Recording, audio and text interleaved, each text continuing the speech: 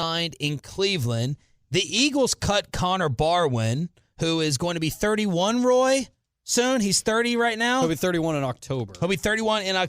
They're going to save $7 million, and they're reportedly trying to free up some money in Philly to make a run at Terrell Pryor. Or Alshon Jeffrey.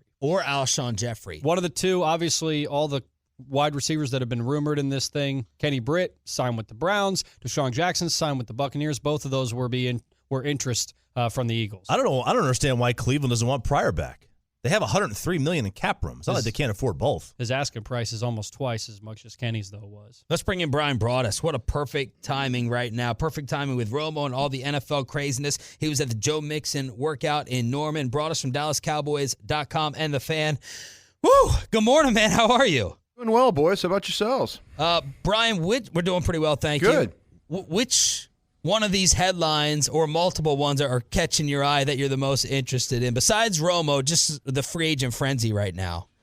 I'm sitting here thinking, I'm so wrapped up in what's going on with the draft because I work for an organization here that really doesn't do anything in free agency. So as all this starts kind of flying off the board, I just pop in another college tape of a wide receiver that's probably a lot less than what some of these Kenny Britts and guys like that are going to get. Yeah. So, I mean, to me, it's interesting to see how teams are going to allocate their resources. And the Giants were good, even without adding Brandon Marshall yesterday. I mean, it's a team that you have to deal with it with receiver. I mean, everybody's kind of forgetting Sterling Shepard's a pretty good player for him as well. Yeah. So, if the Giants get a running back, now and then they get my attention. You know what I'm saying? Yeah. I mean, they find a way. They find a way to keep Eli Manning upright, and not take a bunch of quarterback hits. And with that offensive line, I'll pay attention.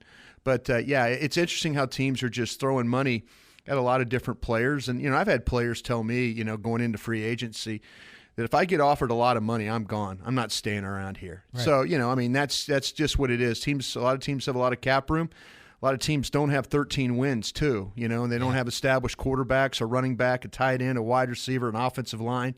This team's letting some defensive players walk out the door. Defense wasn't good enough to get them further into the playoffs. They let him down that last game.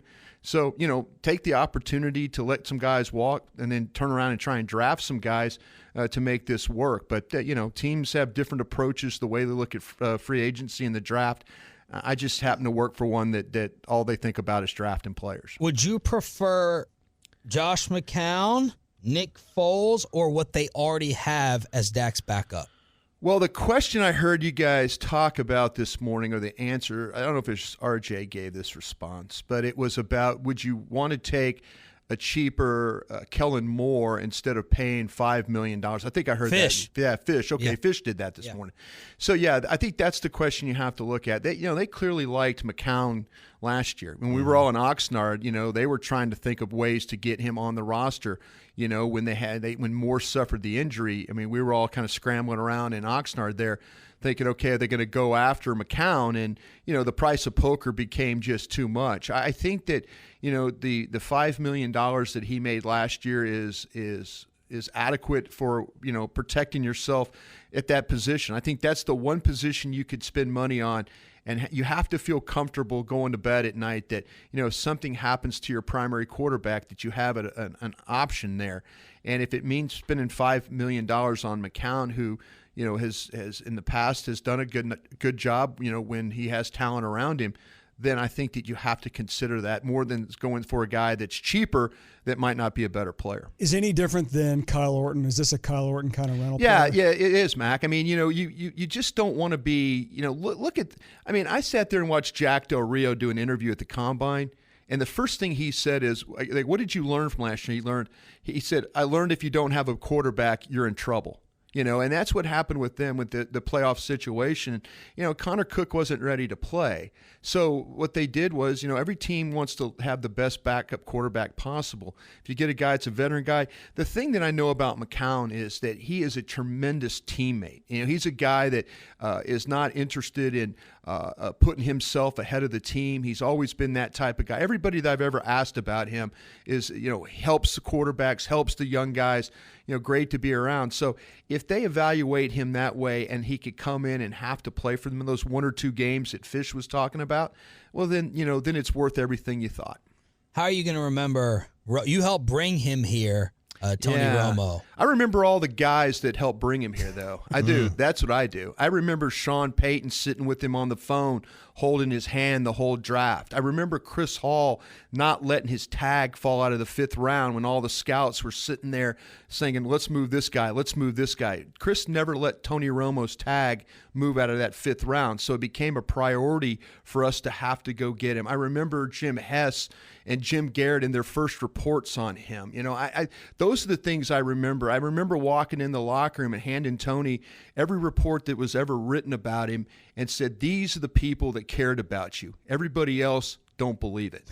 So, and that's where I think that, I always remember that. I always remember how he came in as a kid that was a bad practice player, but always tried to frustrate the defense with throwing the ball the other way, not reading the scout team card, just kind of what he did.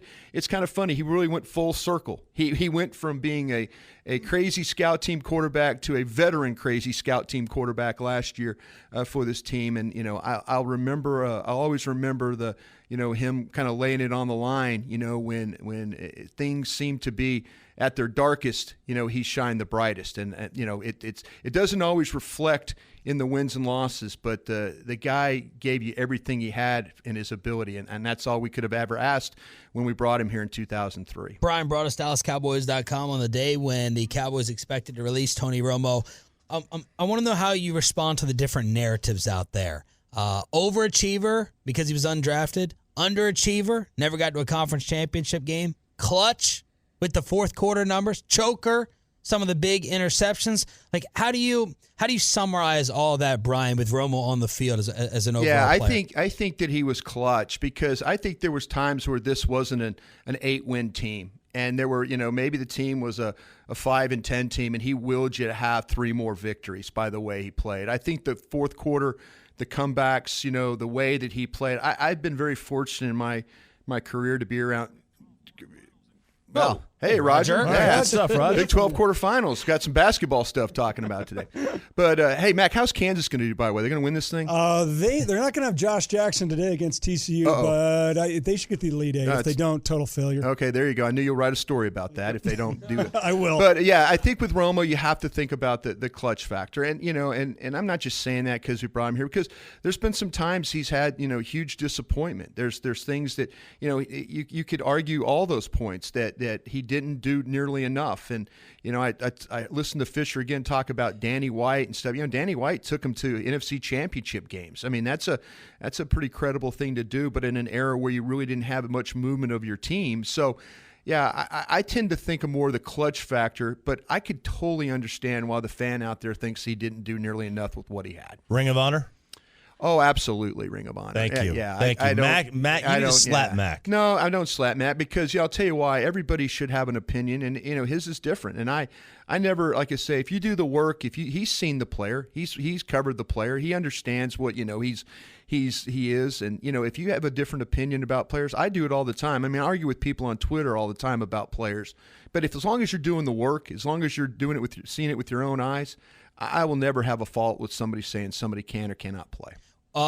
You touched briefly on the supporting cast. Like, do you think that Tony didn't do enough for him? Never got him help defensively. They tried to get him. They tried to get him help. Ezekiel Elliott was drafted to help Tony Romo. Right. Ultimately, though, the offensive line was put here to try and help Tony Romo. But in reality, what they've done is they made it easy for their quarterback, their next quarterback, which we saw play last year.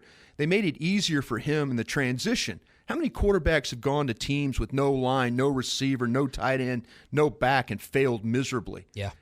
Dak Prescott walked into the greatest situation you can ever imagine. Yeah. Look at that. But he made plays. And they tried to help Tony Romo. They never helped him enough on defense. They never helped DeMarcus Ware with anything around him as well. And now they're going to have to turn around and say, we're going to rebuild this defense like we did this offense. That should be their plan. Brian Broaddus joining us on the AA Best Bail Bonds phone line here on 105.3 The Fan. Tony Romo expected to be released. For the record, are you okay, and do you agree with the way the front office handled this? I wish they could have found a way to make a deal. But I understand where listening to Elway talk and Rick Smith talk and those guys at the Combine, those teams weren't going to step up. I saw this morning where John McClain, who's the very highly respected writer from the Houston paper, said he felt like that Romo would not end up in Houston. So give John Elway a lot of credit. He played his cards close to his vest. He said, you know what, if we're happy with our quarterbacks. I heard you, Sean, talk about yesterday when we were driving to Norman that you'd heard that Elway about the whole thing with Simeon and then about also with Paxton Lynch. You're absolutely dead on right about that. I mean that they're kind of worried about Paxton Lynch a little bit because of the immaturity factors. But yeah, I think that to me, if Romo all along, if Romo got to the street, Denver was going to be a player in this thing. But give John Elway a lot of credit. He saw the Cowboys were in a little bit of a desperate situation, and they had to probably make a move. And so he kept his picks, and he might get his quarterback. All right, let's get to some Cowboys personnel. Second down, 4, coming right to left. Third quarter in the white jersey. Points to his right. 2 receivers there. Pumps that way. Rushed by Watt. He escapes Watt. He heaves it down to the post to Williams, and he caught it. Touchdown, Cowboys. All right, let's do it. Calls, text on 105.3 The Fan, the home of America's team. How do you feel about the release of Tony Romo that is happening today? Sean RJ with Mac Angle in studio from the Fort Worth Star-Telegram. Roy says there are great calls already on the AA Best Bail Bonds phone line. We're going to get to them in just a few minutes, so hang tight. 877-881-1053 as Troy is wearing his Romo jersey. His legacy, how you will remember him, and either the play or the game for better or worse, Choppy. Oh, my gosh. I went back and I was thinking about everything that I would remember this guy by. And it started with, that goofy, the first game he played, they did this thing and they said, tell us about yourself. And it was just basically a glorification of Brett Favre. And he's sitting there trying to emulate his throwing motion. I mean, that's like the first memory I have of Tony. It's Tony in the preseason going for it on 4th down, saving his job. It's Quincy getting cut. That saved his job again. There's so many things. But, unfortunately for Tony, there's 2 plays that stick out for me. One's bad, one's good. The bad one, obviously, is the Seattle. That's what you remember him by. But the career of Tony was encapsulated by the play against the Rams where the ball gets snapped over his head by about 30 yards. He runs straight back to get it, then runs up the sideline for the first down. I don't know how he did it. Any other quarterback picks it up and maybe tries to punt it or just kicks it backwards to get a safety. But Tony, and he was young at the time, just picks it up and just runs down the left sideline. Those are 2 plays that just completely make his career, was the ability to do the amazing and the ability to do the what?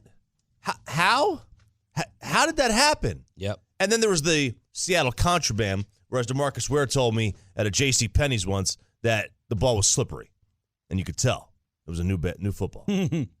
Mac? That play against the Rams in 2007 was pretty significant. That was Wade Phillips' first year. I remember after the game, Wade said, "Thought I was watching Roger Staubach out there."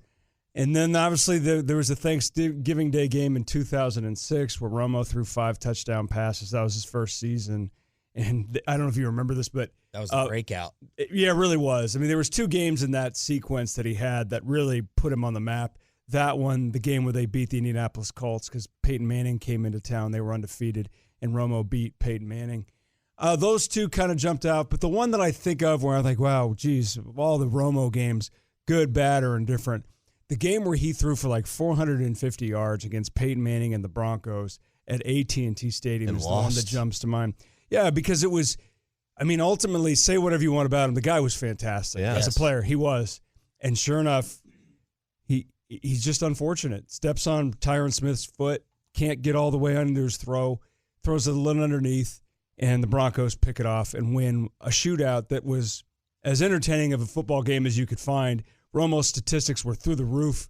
There's all these crowd shots, and they're going to Candace Romo in the suite all the time, and everybody's going out of their mind because it's Peyton Manning versus Romo, and it's up and down, and then it's a pick, and it's the end.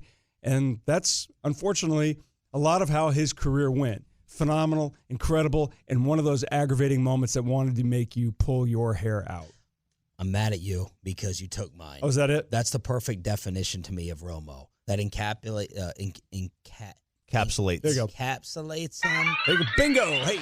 It's everything right there. Yep. The stats, the numbers, the high level of play, matching the great Peyton Manning, and then that interception at the end. Remember, he never played in a conference championship game. The word I would use for him is polarizing.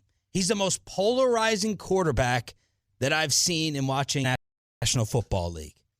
You can go 50-50, and I think we'll be split with the calls today in terms of the reaction to it. Mad at Jerry, you understand. Like, here are the words I wrote down and asked the fans yesterday on Facebook and Twitter, and asking you on the Autoflex Leasing fan text as well. Is he an overachiever? Is he overrated?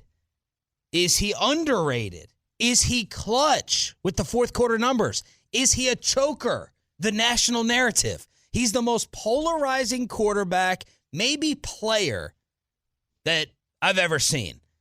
How are you dealing with the Romo release today? 877-881-1053. Glenn in Arlington. Start us off, Glenn. You're live with Sean, RJ, and Mac. Hey, guys. Good morning. Good morning. So I would say underrated and overachiever. This guy's been battling to the Cowboys for the past 10 years, and he's the guy that everybody's trying to hit every play. So, yeah, he's going to get injured, and the other thing is he has the highest fourth-quarter QBR in the NFL history, and there's a reason for that. It's not because the Cowboys aren't scoring points. It's because the defense is giving up points after points after points. And I'd love for you guys to go back and see, since Romo's been the quarterback, what quarterbacks come through the draft rather have than Romo. My guess would be that you couldn't name more than two because there's not any. Good call, Glenn. Well, since he's been the quarterback, so 06. I mean, you have to get Cam and Luck. Andrew Luck. But I don't know. I'd rather have Romo than Andrew Luck. Look, when you put their career. When you put it on paper, it's an all-time NFL story. He was just so good so early that I think many of us forget about the undrafted part, right? I don't. Anyone in San Antonio and Oxnard in those preseasons, I mean, look, he was going to get cut. Forget undrafted. He was going to get cut if was. Quincy didn't fail a drug test. But think about how many times we still hear Russell Wilson third, Tom Brady sixth. We never hear Romo undrafted anymore. Because it never happens anymore. I mean, what happened to him? What's more improbable? To me, his legacy. Oh, absolutely. He was a partial scholarship walk-on. His first year at Eastern Illinois, he got $5,000 scholarship assistance. Nobody wanted him. The offensive coordinator had seen him play. He was going to go play small college basketball in Wisconsin until the offensive coordinator at Eastern Illinois said, I like this guy. Let's bring him in. Well, we don't have a scholarship. Let's give him $5,000. That's the only reason he wound up at Eastern. Doesn't even get drafted. The only reason he goes to the combine is to throw warm-up pitches to the receivers. He wasn't there to be evaluated. Here's a perfect text to summarize him. 214-208. Overrated and a choker, but also an overachiever. Like, that says it all. That says it all in one text message right there. He's overrated, underrated. It's overrated how underrated he is. That's pretty much how it is. Daniel in Mineral Wells. Daniel, you're live on 105.3 The Fan, home of the Cowboys. Go ahead, Dan. Hey, morning, guys. Love the show. Thank you. Hey, I think Jason Witten said it best. There's the one guy you don't count out is Tony Romo. I think he's going to go somewhere and play good football. Last year, I always thought it was going to be all right no matter what. We had an ace in the hole. I don't know what it's going to feel like next year, but I'm definitely going to miss number 9, And he's underrated, guys. I mean, the things he's done for the team, he's carried the team for so long, I'm really going to miss the guy. That's all I really got. Thanks, Dan. This notion, and I've always wanted to do this when he leaves here. Maybe we do it when he retires, or maybe we do it when there's a really dead period instead of NFL free agency starting today. The notion that Tony had to carry the Cowboys, carry this franchise, and didn't have enough help. Like, I would want to go look at the number of Pro Bowlers, the defensive personnel, the offensive Pro Bowlers, the wideouts, everything, because I don't think of it as him carrying a bunch of scrubs. Well, he had. He did in a window. There was a window there. He did. Yeah, his early teams were the most balanced from an offense-defense standpoint. I mean, his early teams, they had pretty good. That 07 defense was pretty good. 08, 09. It's like when he wasn't quite ready to assume the mantle was when he had the best opportunity. And because he had the wrong head coach. And when he finally had the pieces himself to do it, he didn't have the supporting cast. Yeah, here's the thing. Everyone says if they had Bill in 07, they win. I agree. Yeah. But Bill choked that team to the point where they were gassed by December anyway. Wade gave them some room to run. They don't they don't go 13-3 with Bill in 07, but they probably win more games in the postseason. Albert in Dallas. Albert, you're live with Sean, RJ, and Mac. Romo Remembrance today. Al, go ahead. I feel like he's overrated, man. He's great regular season. When it came to the playoffs, he choked. I'm glad he's gone. No, it's quick. Troy, we're going to be balanced. What happened? We're going to be balanced, idiot. Oh, stay over there, Hannity. Look, that's kind of a part of my word for it, is unfulfilled. You have to give me something in the end game that delivers. RJ. But you're putting too much on him. But see, RJ, you're a stats guy when it suits you, and you're a results guy when it suits you. But in this case, the result has to be number one when it comes to the Dallas Cowboys. This team has been built upon championships. Danny White gets pushed aside and is made an afterthought because he couldn't win a Super Bowl, and he got his team to it.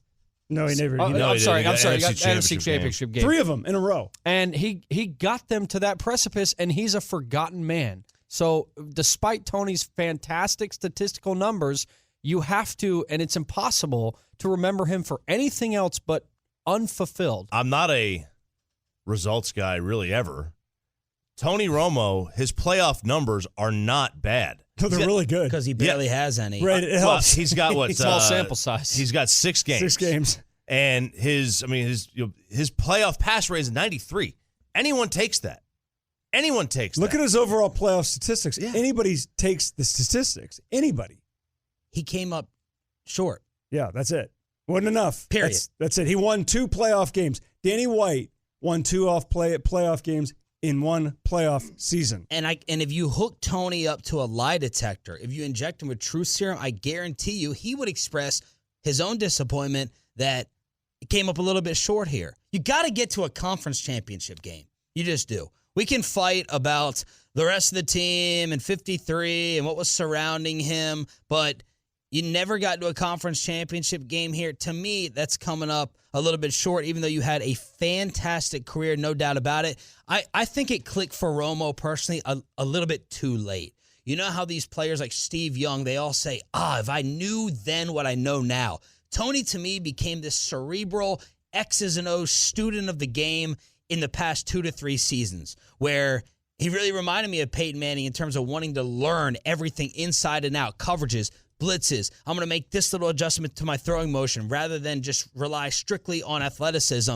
And I just think his body failed him when it really all came together for him as a quarterback. Does that make sense? It does, but I think most quarterbacks, it doesn't click in year 3. I mean, I think absolutely agree. Yeah, the way that works. I mean, even Brady won 3 titles in 4 years. He won it as a different player than he became in like 07, which was his 8th year in the league. If you count his quote unquote red shirt year, it didn't click for Manning until about 04. 03, 04, where then it just. Well, I'm not asking for it to click in year 3, but you're talking about year 7. I mean, Tony's been here longer than that. No, I know, but like year 7 for Tony was 2014.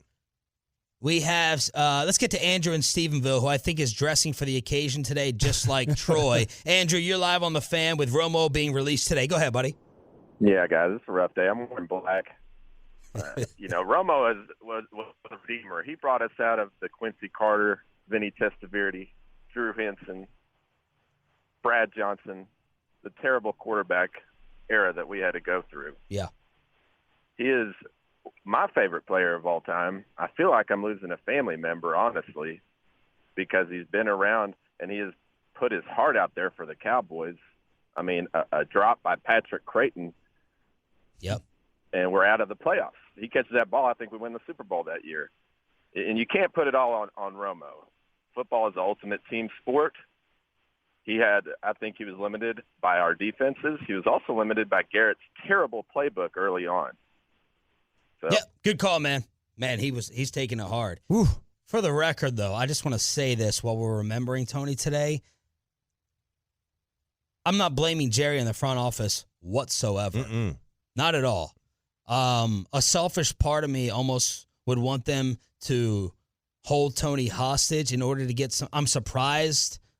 I was wrong in that I'm surprised that I thought they'd get some type of compensation, and that stings even more. But you have to turn it over to Dak, and this is Prescott's team now, and this is the business of the National Football League. You got to move on. So.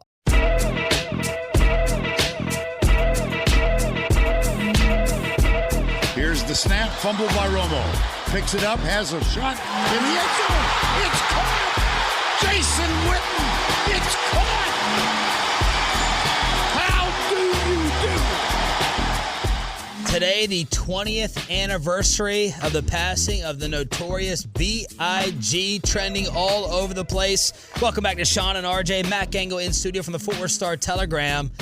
Troy, is Biggie's car up for sale? Absolutely. Not only Biggie's, but also the guy on the other coast. Both Biggie's SUV and Tupac's BMW, the rides that they both died in, are up for sale right now. There's a website that is selling both of the rides, and they both are pricing them out at $1.5 million apiece. Wow. Momentintime.com is the website where you can go on there and purchase the BMW or, like you said, Biggie's 97 GMC Suburban.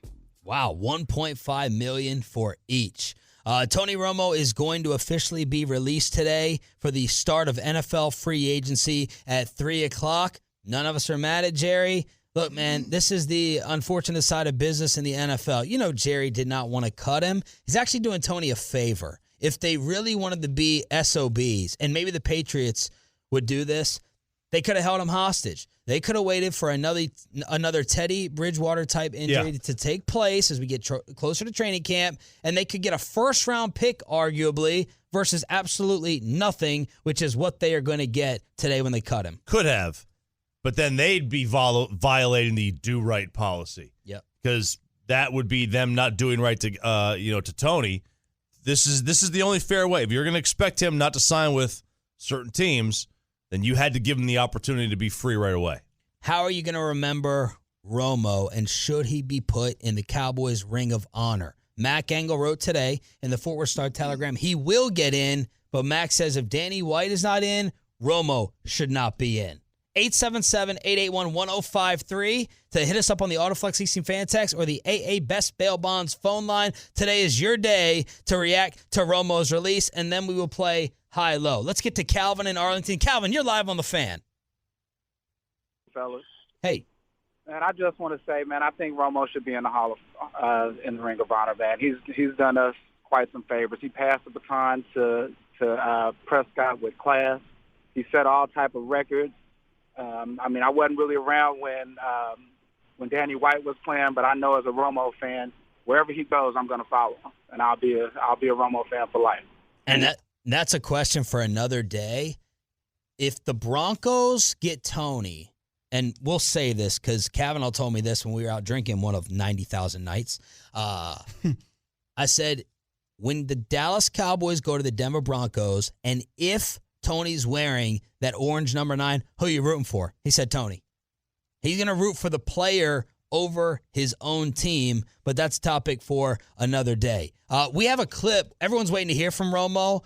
Troy found a clip from Tony's pastor, I believe, courtesy of NBC5. NBC5 actually had a chance to sit down with a man that Tony Romo did a lot for. His name is Dr. Tony Evans. He is the pastor at Oak Cliff Bible Fellowship Church. And a lot of people don't realize this, but not too long ago, Tony Romo gave this pastor and his church $1 million, which is a very, very, very generous gift. So as we're here talking about Romo, what's Romo thinking? Dr. Tony Evans on NBC5.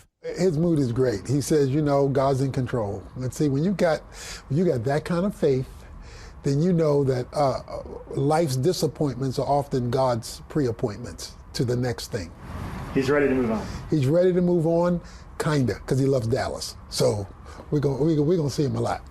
All right. Hey, you know what's going to be? This is a topic that will dominate bars and barbershops today. So Jeff in Virginia is calling us right now from the barbershop in Virginia. Jeff, you're live on the Fan. Go ahead, man. Hey, look here. DeMarcus Ware is a Hall of Famer. He's going in the Ring of Honor. DeMarcus Ware is a first ballot Hall of Famer. Tony Romo, great quarterback, but he can't go in the Ring of Honor because those guys in the Ring of Honor for us, they won Super Bowls. And it's not Romo's fault. Romo's problem is he had an incompetent front office who didn't know how to build a defense around him. That's not Romo's fault. Romo could have won Super Bowls if he had a competent front office, though. That's the problem. But Jeff, Ware, first ballot Hall of Fame, he's definitely going in the Ring of Honor. Okay, but if you're putting Ware and Witten in the Ring of Honor and they don't win rings, then why? I don't care. The quarterback position is held at a different standard. You guys know that. Starback, Aikman, Meredith, those guys are going in they're Hall of Famers. Romo's not a Hall of Famer. We don't put anybody in the Ring of Honor, just like the NFL Hall of Famer.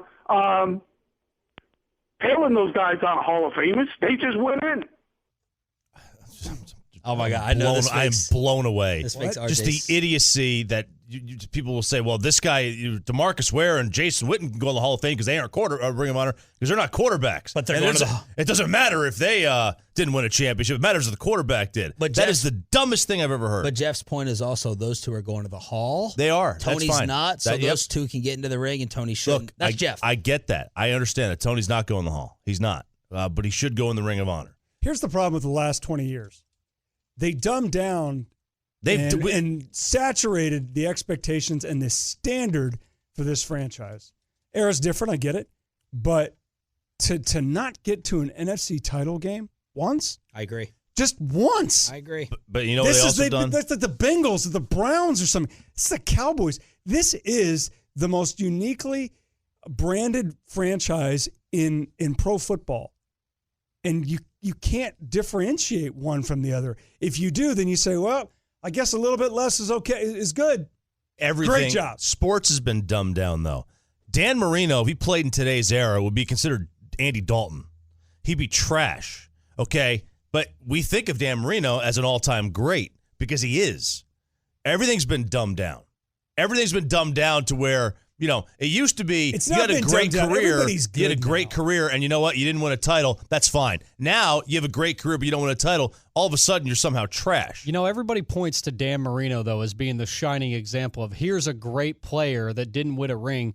It was such a different media climate back then. Sure. It is so different now that I almost believe that since Dan Marino, past Dan Marino, the criteria might be that you need to win a Super Bowl to get in the Hall of Fame. It's not fair, but that's kind of what it's become because of how often, how the sports landscape has changed in terms of debate. Dan Marino also went to a Super Bowl. He also went to a couple AFC championship games. He did win some playoff games. He did. Now, granted, he is uniquely equated with just stats, right? But his teams did do some things. Let's never pretend like Tony Romo could sniff Dan Marino's jockstrap. Jeff Sniff it. He'd be too big for it. You sound like Kavanaugh. Wow. You sound like Kavanaugh. Romo's as good as Tom Brady and as good as Dan Marino. Stop. It's not even the same conversation. It's not even the same discussion. It doesn't even belong. Tony Romo, very, very good player. The game or the play that you'll remember Romo for. Cheeto in Dallas. You're live on 105.3 The Fan. What's your play, Cheeto? How you doing, sir? What's up, man? Yes. Okay, so I want to comment on both thoughts about first I want to give my take on how I remember Tony Romo. First thing I would remember how I remember Tony Romo is pretty much the play against Houston Texans where he pretty much spins away from J.J. Watt and his T-Will in the end zone. Literally, that's literally a metaphor about how he got into the NFL, how he was, overlooked. He was a undrafted free agent, and he somehow made it to the Dallas Cowboys as starting quarterback. So that's pretty much how I would remember him. Now, the thought about him being in the Ring of Honor, I believe he should be, because if we're basing it on just his stats, his career for the Dallas Cowboys, the Ring of Honor is about the Dallas Cowboys, not how he looked at in the NFL.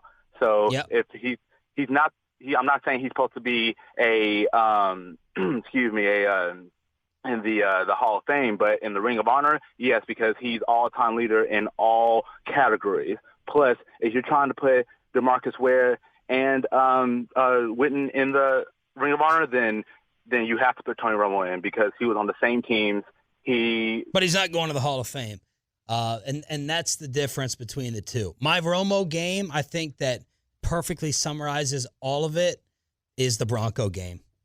That this guy could have flashes where he looks like the best quarterback in the league. He can put up statistics and numbers with anybody, but how did it end? It ended with the interception to clinch the W for Denver. I know a lot of people will remember the Seattle snap.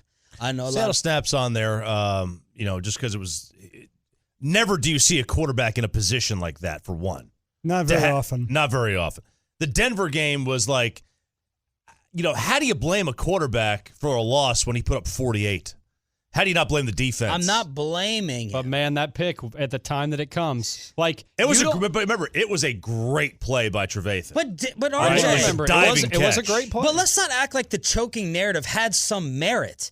Tony Romo has thrown humongous. You mean let's not act like it didn't have some my bad. Let's not act like it does not have some merit, or did not. I feel like in the past 2 years, I will not forget the Decembers that Tony had where he put this team on his back. We were all waiting for them to choke and fade, and he had clutch Decembers that carried this team. But make no mistake about it, Tony Romo and the choke factor is legit. I know we're all scared of this word in sports for some reason, like it's one of the dirty George Carlin words. But yeah, Tony Romo at times definitely choked, and he threw humongous interceptions. It hurts because he owns the best all-time fourth quarter quarterback rating in history with a 100. No one else is above that. He had, at one point, the most comeback wins in the fourth quarter over a 5-year period of anyone in the league, including the Bradys and the Aaron Rodgers of the world. And yet, just like you will remember him for 12 points in the final 3 minutes against Buffalo to win in stunning fashion, you will just as likely remember him for having a 24-point lead against the Bobby Carpenter-led Lions and pissing the game away. Oh, wow. Wow. Strong language. Strong word. All right, let's get to Eric in Dallas before high-low. Eric, you're live on the Fan. What do you think on the day that Romo's going to be released? How are you handling it, Eric? Hello. Oh. Trash about Tony Romo. You're all a bunch of idiots. All right, show some damn respect. I've been a fan for as long as I remember, and I can recall going through the years where we had 3 Super Bowls in 4 years. I remember the 3-5-11 seasons. I remember Chad Hutchinson, Chad Henson, Tony Banks. Just the lack of hope. Had no direction. And then I remember Tony Romo come along, and we had all the buzz, much like what we have now with Dak. Maybe we didn't get the results that we wanted, but he put us in a way better situation than what we were previously. And yeah, sure, he had his moments where he choked, but there was a lot more clutch in Tony than choke. I remember a lot of times I related him to Dirk in that people just underappreciated them and said that they were chokers, they couldn't get it done.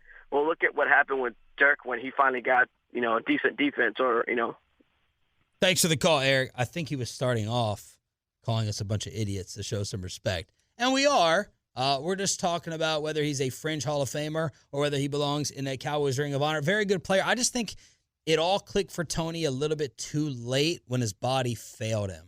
I mean, I picked the Cowboys in the last 2 years. Once the season started and got going, 2 out of the last 3 to make the Super Bowl, because I thought Tony, it all clicked for him upstairs. He read defenses. He understood everything. He dared blitzes. He knew where to go with the football. He was obsessed with his craft, and his body just failed him. I think it came down to the idea that he just quit taking risks. I mean, I think he was able to read things. I think he understood the game. I think the game was slowed down for him back in 2008 whatever it was, I think he just quit taking risks with the ball. It was the one thing Bill Parcells told him in 2006. His last meeting with him was, you just can't turn it over. You just can't get away with it. You can initially, but you just can't get away with it. He quit turning it over. There are 5 times more hires made through Indeed.com than any other job site. Imagine a lottery that had 5 times more winners. A Sunday with 5 times more touchdowns. When you're hiring, it makes 5 times more sense to use Indeed. Right now, we're giving new users a $50 credit to post a sponsored job on the world's #1 job site. Claim your $50 credit at Indeed.com/podcast. Terms and conditions apply. We're going to get into some Osweiler discussion and how atypical, is that the right word? Atypical that is, that they were able to move Osweiler and get rid of cap space, and somebody was able to absorb that. Doesn't happen in the NFL. And we're going to talk about that with Frank Provenzano in just a moment. Kevin, though, I did see something on the fan text, 877-881-1053. From the 214, you guys should come up with some type of picture theme for the 8 o'clock hour. I got an idea. What about the eyeball 8? You send us pictures of your eyeballs. Oh, God. And we'll figure out if you're high or not. No, because you know they will. Oh, yeah. I don't want that. Yeah, no. They're all going to start to look the same. Okay, all right, then.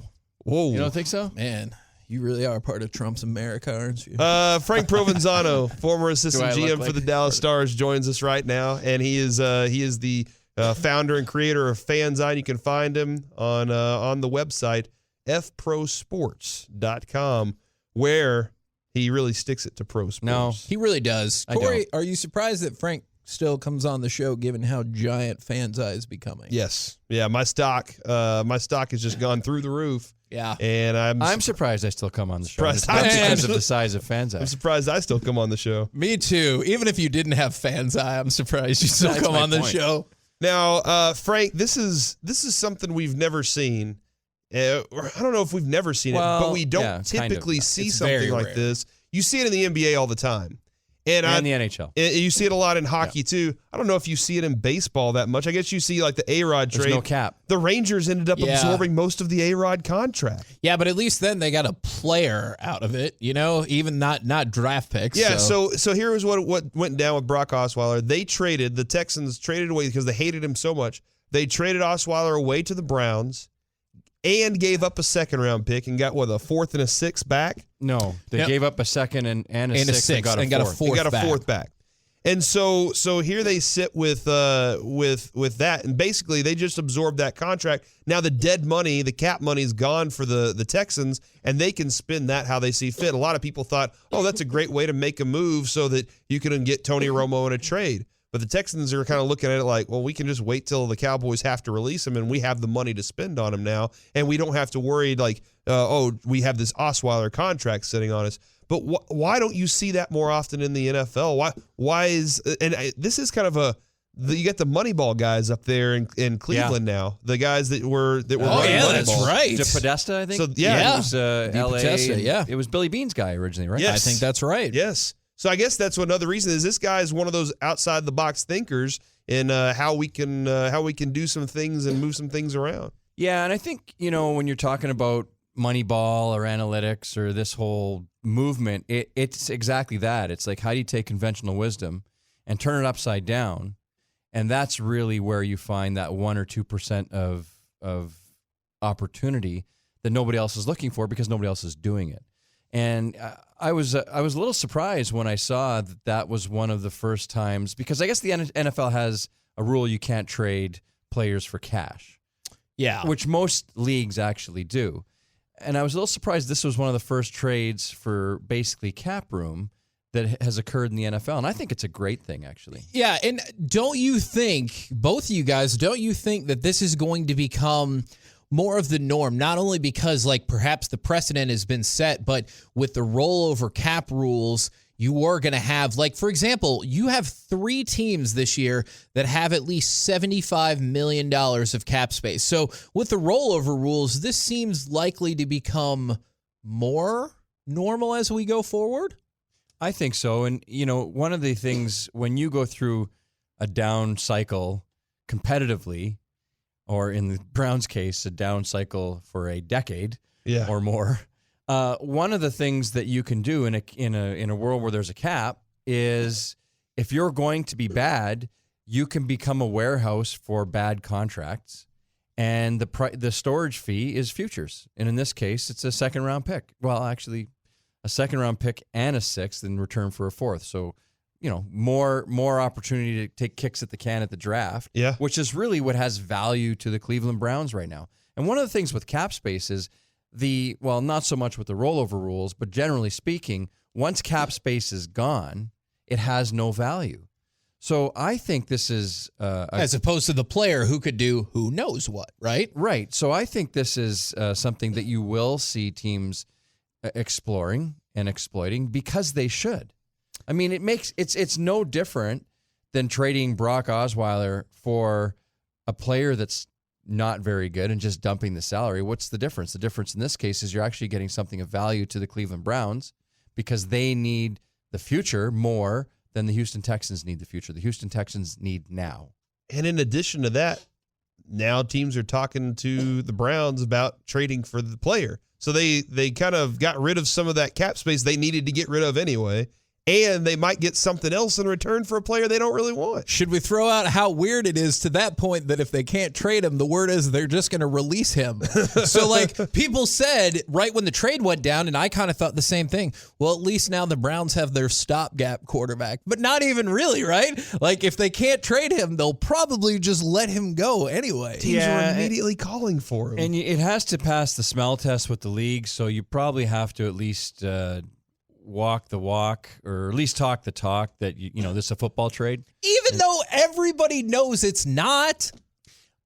I personally don't see why the NFL would have any issue with this type of transaction because you're not trading him for money. You're not trading a player for cash. You're trading a player for basically a future player. And it seems like a fair deal on the surface because the Texans essentially give up a second-round pick to get out of a deal that they want no part of, so it's fair for them. For the Browns, they don't really take a hit because they have all the cap space in the world and they get an asset out of it, so it's fair for them. So it's not a competitive imbalance trade either, so I don't think they should have an issue with it at all. The reason you don't want trades for money is that you don't want rich teams just being able to make mistakes, go whoops, and then just buy their way out of mistakes. In this case, the Houston Texans paid a price.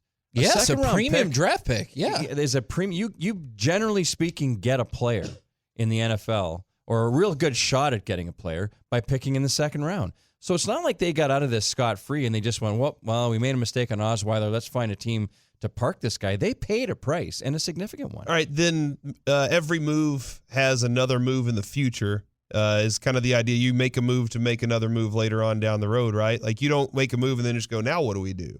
If you're the Texans? If you're the Texans, do you think then the idea is, okay. In my opinion, I mean, you don't really make this move, especially where they are competitively. I mean, they're trying to win. They're a playoff team last year.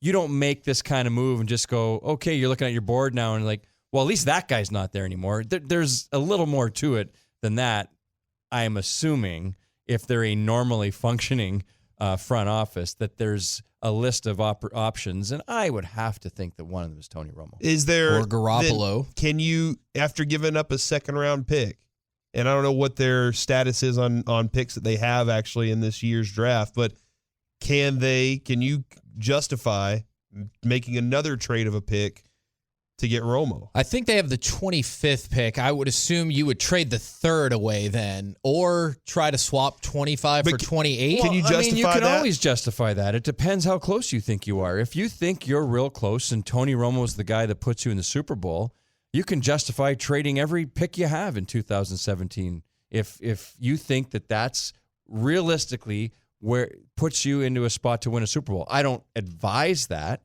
but that's the balance that you always do. When you're in your window, you trade your future pieces for now, because now is a chance to win. Did you go through this then with the Capitals? I know it was money and not draft picks, but I feel like this sounds really similar to the way you described the Yager situation, that you guys felt like that was the player you needed to put you over the top, and you kind of sold out in terms of money-wise, at least, to pick him up. I mean, the trade we made for Yager, when we traded for him, then the contract was a whole different thing. Okay, yeah. We made a trade. I think we traded our first-round pick, and that year, the prior year, we had 3 second-round picks. I think we traded all of them.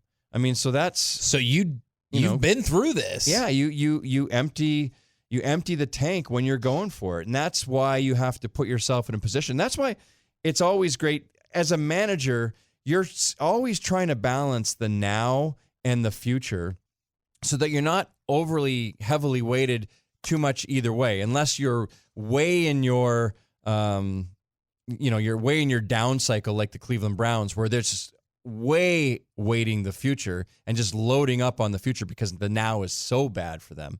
But generally speaking, if you're in the middle or if you're winning, you're always trying to balance the two so that in the future you have flexibility to do these kind of things. The Browns have 3 first-round picks in the next 2 years, 5 second-round picks in the next 2 years. Sweet. 2 thirds, and 4 fourths and 4 fifths. In the next 2 years, they have 22 picks in this draft. Is that too many, Frank? Well, that's too many if you're going to draft all of them. Okay. Because there's only so much development that you can do. Right. But you can turn some of those picks into players now, too. Especially since 14 of them are in the top 4 rounds. Yes! Like, if you want to own those next 2 drafts, you can do whatever the hell you want. You can move up wherever you want. You can slide anywhere you want to go and do whatever. But like you said, they have the number 1 pick this year. Yes. They have the number 1. As if you don't control the draft already. Yeah, and then they have the top pick in the second round. Throughout the rounds, they are at the top of the order. They don't have to move anywhere, and they have picks to move around if they need to. I mean, it's where you want to be if you're the most irrelevant team during the regular season. No, I'm serious. Sure. You want to be the most relevant team during the offseason because of all of these. The worst spot to be is you're really bad, you have no cap space, and no draft picks. That is death. And so the silver lining here is they're so irrelevant in the regular season. They are the team now. They're the Super Bowl champs right now of the offseason. If that's the case, like if you could pick an NFL team to go to right now as a GM, wouldn't you want to go to the Browns? Because you have so much stuff to play with. I mean, you want to go to the Browns on that piece. Now, not for any other reason, yeah. Well, organizationally, you have to evaluate too. Are they good? Are they going to be in a position to capitalize on all this opportunity? Because some franchises are just so structurally weak, and it usually starts with the ownership. How do you define a structurally weak organization? Is the owner, first of all, does the owner have money? Can they, when you are good, can they spend the extra money that needs to be spent? Are they willing to? Are they willing to spend money in areas where, the fallback is, well, the league average is this, so we'll spend to the league average. Can you get the best coaches? Can you get the best development system? Can you get the best training facilities to give yourself those edges? And is the owner a meddling owner? Is he involved? Is he Dan Snyder in Washington? I mean, look what's going on in Washington. That's ridiculous. I used to live in Washington. What, just because they fired their GM for we still are not sure? They colluded to fire that guy. Don't worry about that, Corey. I mean, that to me, let's say the Washington Redskins now are where the Cleveland Browns are and Dan Snyder's the owner. I think you'd have to ask yourself, are they going to be able to put themselves in a position to actually capitalize on it? Absolutely not. The Cowboy or the Texans do have, that was the 18 second round pick. So they still have all their picks from this year. Who, the Texans? The Texans. They still have all their picks from this year. So, yeah, if they wanted to make a trade this year and they wanted to go get Romo with the Cowboys, they have picks to do that with, and they don't really have to justify anything to themselves. The word earlier today, though, was from the Houston guy is that they're not looking to trade for Romo. Like, they're still going to want him if he's released, but they're not going to look to trade for him. And if that's the case, like, Frank, you always tell us, you have to determine poker faces and is it a smokescreen? But if you're Denver, do you not look at this as an opportunity to at least just see if you can swoop in there for a third or whatever and take him? And if you're Dallas, did you float this out there so that those two teams might get competitive with each other and start trying to make offers? Absolutely. When you're trying to trade a player, you always want at least two teams. I mean, otherwise, what are we doing? You're not going to get a very good trade. It's especially a friendly handshake. Yeah. Especially on a player that you probably, if you don't trade him, have to release. So, they're in a box here on Tony Romo, and the question is they might be put themselves in a position to get out of it and get something because there might be two teams involved. Now, I think when you look at Denver or you look at Houston, I think the operative term is they would rather not trade for Tony Romo. But that doesn't mean they won't. That doesn't mean they won't. Because they will trade to the extent that they really want him to be their quarterback next year and think the other team's going to get him.